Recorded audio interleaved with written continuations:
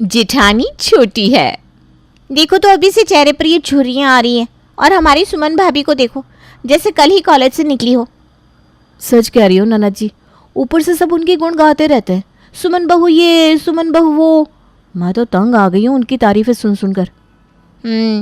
इसीलिए कुछ ज़्यादा ही अकड़ में रहती है सुमन भाभी। कल नहीं देखा था जब आसू भैया के दोस्त ने आपको उनकी वाइफ ना समझकर सुमन भाभी को समझा, कैसे इतरा रही थी। कुछ नहीं भूली हूँ ननद जी, ये सुमन भाभी मेरी आंखों में करौंदे के कांटे की तरह चुभती है। जाने किस चक्की का आटा खाकर आई है अपने मायके से, जो हम सबसे छोटी और जवान दिखती है। खैर आप ये सब छोड़ो ननद जी, जल्दी जल्दी तैयार हो जाओ, वो लोग आते होंगे। हाँ भाभी, तैयार तो हो रही हूँ। बस डर है कि कहीं हर बार की तरह आज फिर उन गुण सुंदरी की वजह से कोई तमाशा ना हो। अगर आज कोई तमाशा हुआ ना तो मैं उन्हें छोड़ूंगी नहीं। तुमने अगर गलती से छोड़ भी दिया ना तो मैं नहीं छोड़ूंगी। तो भैया ये है शर्मा परिवार। इसमें जितनी मिर्ची उनकी सब्जी में नहीं पड़ती, उससे ज्यादा उनके घर के ड्रामे में मिल जाती है। इस घर की सबसे दिलचस्प बात है पायल की जेठानी, जो उम्र में बड़ी तो है लेकिन दिखती है सबसे छोटी। और बस यही बात उनकी ननद और देवरानी के दिल में चुभती है। और आज तो भाई रीना को देखने लड़के वाले आ रहे थे, तो चलिए हम भी वहीं चलते हैं। अरे सुमन बहू, रीना को बोलना चेहरे पर कम पेंटिंग करे, वरना फिर वो सारा दोष तुझ पर मर देगी। मुझ पर क्यों मर देगी माँ जी, आज तो उसे देवरानी जी तैयार कर रही हैं। क्या? वो लाली लिपस्टिक तैयार कर रही है? फिर तो हो गया कल्याण। अभी सास सुजाता और सुमन बात कर ही रहे थे कि घर की डोरबेल बजती है। लड़के वाले रीना को देखने आ गए थे। अरे सुमन, जा रीना को ले आ। जी माँ जी। सुजाता जी, आपकी छोटी बेटी तो वाकई बहुत गुणवान लगती है। हाँ बहन जी, सचमुच बच्ची के चेहरे से अलग ही मासूमियत छलकती है। अरे आप सब गलत समझ रहे हैं, दरअसल हम कुछ भी गलत नहीं समझ रहे आंटी जी। वाकई मेरी होने वाली साली साहिबा बहुत मासूम लगती हैं। अरे नहीं, आप सब वो। अरे वो आ गई आपकी दोनों बेटियां। क्यों बेटा, क्या कहते हो? कैसी लगी तुम्हें हमारी रीना बेटी?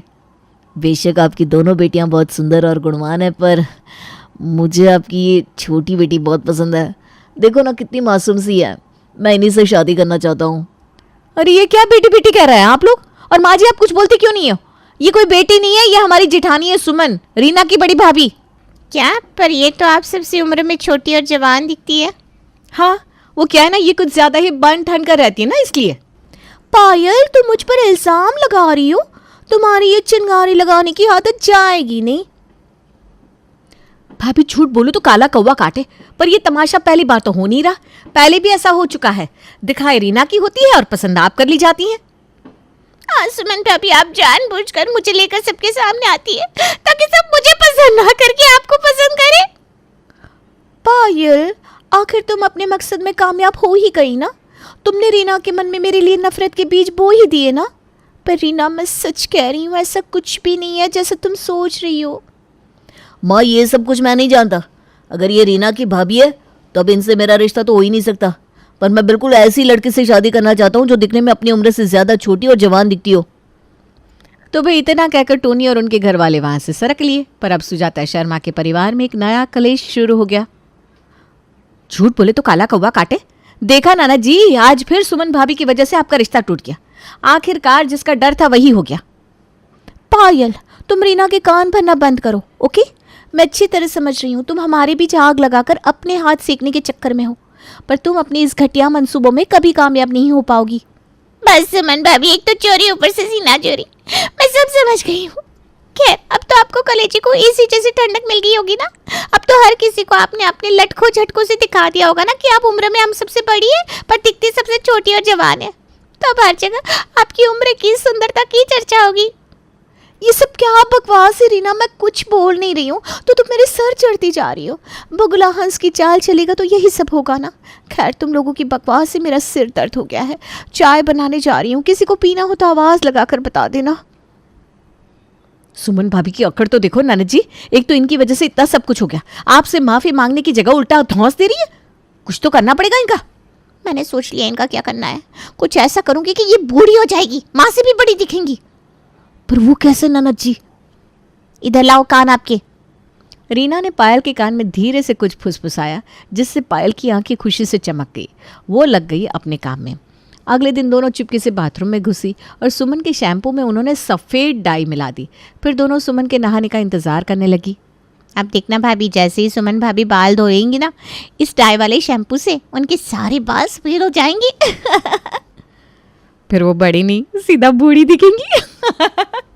क्या प्लान बनाया है ननद जी। चुप चुप चुप, सुमन भाभी आ रही है।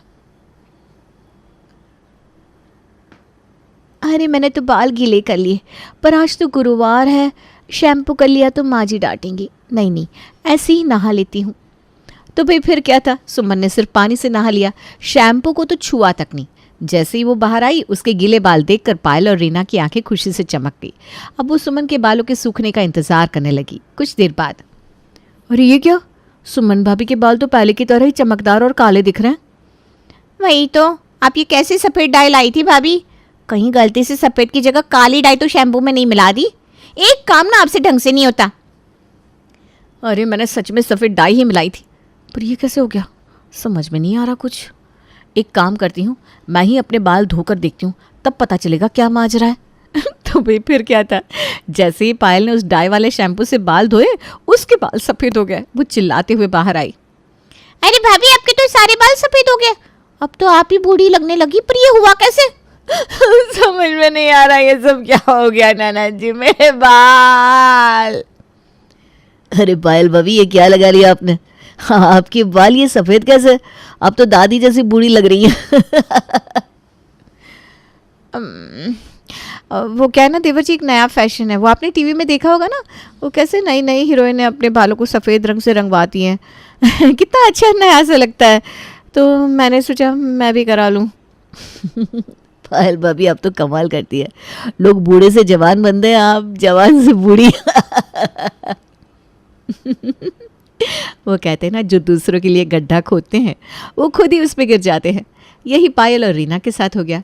पूरे घर में उसकी खिल्ली उड़ रही थी, पर फिर भी उसकी अकल ठिकाने नहीं आई। भाभी आप परेशान मत हो, ये सब कुछ इस सुमन भाभी की वजह से हुआ है। आज मैं कुछ ऐसा करूँगी जिससे ये बूढ़ी दिखने लगेगी। ये देखो, ये क्रीम है जिसे लगाने से चेहरे पर झुर्रियाँ और झाई आ जाती है। इसे मैं सुमन भाभी के फेस क्रीम में मिला दूंगी, फिर देखना इसका कमाल। अब ननद रीना ने तो चुपके से सुमन के कमरे में घुसकर अपना काम कर दिया, पर किसे पता था कि उसकी ये चाल भी उल्टी पड़ने वाली थी। ओहो, मैं ये क्रीम कब से लगा रही हूँ, अब तो ये एक्सपायर भी हो गई है। एक काम करती हूँ, नया पैक निकाल लेती हूँ और इसे कूड़ेदान में फेंक देती हूँ, वरना कोई भी ये एक्सपायर्ड क्रीम लगा लेगा। ये सोचकर सुमन ने वो क्रीम घर के डस्टबिन में डाल दी और अपने कमरे में चली गई। जब दूसरी ओर अपने कमरे की सफाई करके सुमन की कंजूस सास संजीवनी देवी कूड़ा डालने गई, तो उनकी नज़र उसी क्रीम पर पड़ी। ये क्रीम, ये तो सुमन बहू की है, पर ये यहाँ क्यों फेंक कर गई? मेरे बेटे के पैसे रोज़ नई नई क्रीम पर उड़ाती है, मन भर जाता है तो फेंक देती है। एक काम करती हूँ, इसके क्रीम निकाल कर मैं रख लेती हूँ। इससे सुमन को ये भी पता नहीं चलेगा कि मैंने कूड़ेदान से क्रीम ली, और बर्बादी भी बच जाएगी। बेचारा मेरा बेटा दिन रात मेहनत करता है, और ये महारानियाँ। ये सोचकर सास संजीवनी ने वो क्रीम अपनी फेस क्रीम के डिब्बे में भर ली और उसे वापस कूड़ेदान में फेंक दिया। उधर रीना को कॉलेज जाना था, तो वो तैयार होने लगी। क्योंकि रीना और उसकी माँ एक ही कमरे में रहते थे, तो रीना ने वही अपनी माँ की रोज़ वाली क्रीम उठाई और रगड़ कर चेहरे पर लगा ली। पर जैसे ही उसने क्रीम चेहरे पर लगाई, वो तेज़ी से चीख पड़ी। मेरा मुंह बहुत जल रहा है। ये क्या ननद जी, आपका चेहरा तो पूरा लाल पड़ गया और उस पर इतने सारे दाने भी निकल आए। यह हालत तो सुमन भाभी की होनी चाहिए थी, पर वो देखो उनका चेहरा कैसे चमक रहा है। ये सब उल्टा पुल्टा कैसे हो गया? ये सुनकर तो रीना के दिमाग ने बिल्कुल ही काम करना बंद कर दिया। पर जैसे ही रीना की माँ ने कूड़ेदान से क्रीम उठाकर रखने की बात बताई, तो रीना और पायल ने अपना सिर पीट लिया। आप लोगों को क्या हो गया है? ये सब रोज़ रोज़ आप लोग क्या क्या लगाया करते हो? कभी पायल बाल सफ़ेद कर रही है, कभी तुम चेहरा लाल कर रही हो, फिर दोष मुझे दोगी। खैर मुझे क्या, मैं चलती हूँ किचन में। हे भगवान, सब अच्छी किस्मत लेकर पैदा होते हैं, पर ये खाकर पैदा हुई है। कुछ भी कर लो, पर ये हर बार बच जाती है। आखिर क्या करें हम?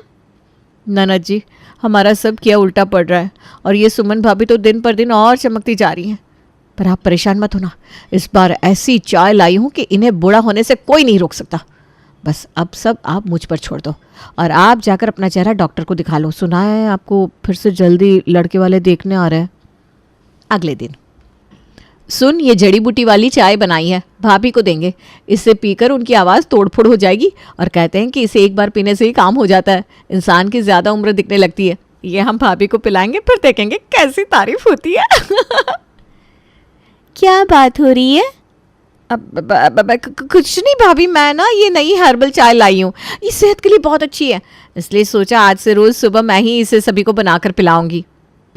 अच्छा, क्या बात है, तुम सबका इतना ख्याल रखती हो देवरानी जी। चलो अच्छा है, सबकी चाय लेकर बाहर आ जाओ, सब साथ मिलकर पियेंगे। हाँ हाँ, क्यों नहीं भाभी, हम साथ में ही पीते हैं। पायल भाभी, आप मेरा कप भी ले आना। सुमन को शक ना हो इसलिए रीना भी उसके साथ बाहर चली गई। ये सुमन भाभी का जड़ी बूटी वाला कप एकदम कोने में कर देती हूँ और जाते ही सबसे पहले उन्हें ये चाय दूंगी। मेरे ये करने से ननद जी भी समझ जाएगी कि मैंने किस कप में जड़ी बूटी मिलाई है। आज तो सुमन भाभी के चेहरे की सारी चमक जानी तय है। अपने प्लान के तहत पायल सबकी चाय लेकर खुशी खुशी बाहर चल दी, पर तभी रास्ते में सास से उसे ठोकर लग गई।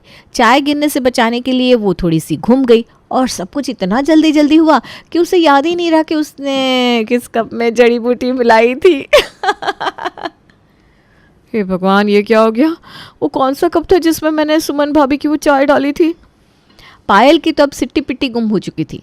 अब उसे यही डर था कि कहीं गलती से वो कप रीना ना उठा ले। अरे देवरानी जी, किस सोच में डूबी हुई हैं आप? और ये आपके चेहरे पर इतना पसीना क्यों? आप भी चाय पीजिए ना, देखिए सबने अपनी अपनी ले ली है। हे भगवान, अब क्या करूं? कहीं ये इकलौते बच्चे कप में ही तो वो बूढ़े होने की दवाई नहीं है, क्या करूं? क्या हुआ, पीजिए ना। अब हाँ, पीती हूँ ना। फिर क्या भाई, पायल ने कांपते हाथों से चाय का कप उठाया और पी गई। और उसकी थी किस्मत खराब। फिर वही हुआ जिसका था उसे डर। पायल ने सच में वो दवाई वाली चाय ही पी ली थी। तो आप सब चाय पीजिए, मैं अभी आती हूँ। अरे पर बहू, हुआ क्या? और ये तुम्हारी आवाज़ को क्या हुआ? हाँ भाभी, ये कैसे बूढ़ों जैसे बोल रही हो आप? एक तो आपने पहले अपने बाल बूढ़ों की तरह सफ़ेद कर लिए, अब आवाज़ भी। ज़रा हमारी सुमन भाभी जी को देखिए, शादी के कितने साल हो गए पर फिर भी कितनी यंग और मासूम दिखती हैं। और आवाज़ तो इनकी ऐसी जैसे शहद टपक रहा हो। मेरे सारे दोस्त सुमन भाभी की तारीफ़ करते नहीं थकते, और आप तो लगता है बहुत जल्द भैया को दूसरी शादी करनी पड़ जाएगी। चुप कर, क्या पता पायल भाभी को कोई दिक्कत हो गई हो, पर तू उनका मजाक बना रहा है। चलिए भाभी, अंदर चलिए, मैं देखती हूँ आपकी आवाज़ को क्या हुआ है। चुप तो तू कर पायल, भाभी के साथ जाना आजकल तुझे भी क्या हुआ है? अभी से तेरे चेहरे पर भी झुर्रियाँ आने लगी है, और ये इतने सारे दाने हैं तेरे चेहरे पर। मार्केट में कोई नई क्रीम आ गई है क्या? बहना, तू संभाल कर इन क्रीम को लगाया कर, कुछ दिन में तुझे लड़के वाले देखने आने वाले हैं। ऐसा ना हो कि तुझे लड़की की जगह अम्मा समझने लगे। शानू चुप करना, हर जगह मजाक करना ठीक नहीं। देख तो पायल की आवाज़ कैसी हो गई है। और हाँ रीना, अचानक से ये ऐसी खराश और आवाज़ का बदलना, बस चाय ही तो पी थी ना इसने। हे भगवान, पायल भाभी ने कहीं वो सुमन भाभी वाली ही चाय तो नहीं पी ली, तभी उसकी ये हालत हो गई है। जाओ जाओ, ले जाओ जल्दी से पायल भाभी को और डॉक्टर को दिखा देना। बड़ी जवानी में बुढ़ापा क्यों आ रहा है वही? भाभी, आपने शायद वो दवाई वाली चाय पी ली है। हाँ नाना जी, वही पी लिया जो भी है। समझ गई, ये लो आप गर्म पानी पी लो, आपको इस दवाई की एलर्जी से आराम मिल जाएगा। अपनी हर चाल उल्टी पड़ गई। ये सुमन भाभी वैसे के वैसे लाइट मार रही है, जो देखो इनकी तारीफ कर रहा है। अरे भाभी, हमारी चाल हम पर ही भारी पड़ गई। हाँ, हर कोई सुमन भाभी की तारीफ कर रहा था, वहाँ तक तो फिर भी ठीक था, पर अब हमें हर कोई बूढ़ा कहने लगा। वो शानू को देखा नहीं कैसे हमारा मजाक उड़ा रहा। अब तो समझ में नहीं आ रहा क्या करे। भाभी, मैं कहती हूँ अब आप कुछ ज़्यादा ना करो, वही अच्छा रहेगा। सब कुछ उल्टा पुल्टा कर देती हो। इस बार भी कहीं आपने ऐसा किया तो फिर से उल्टा होगा।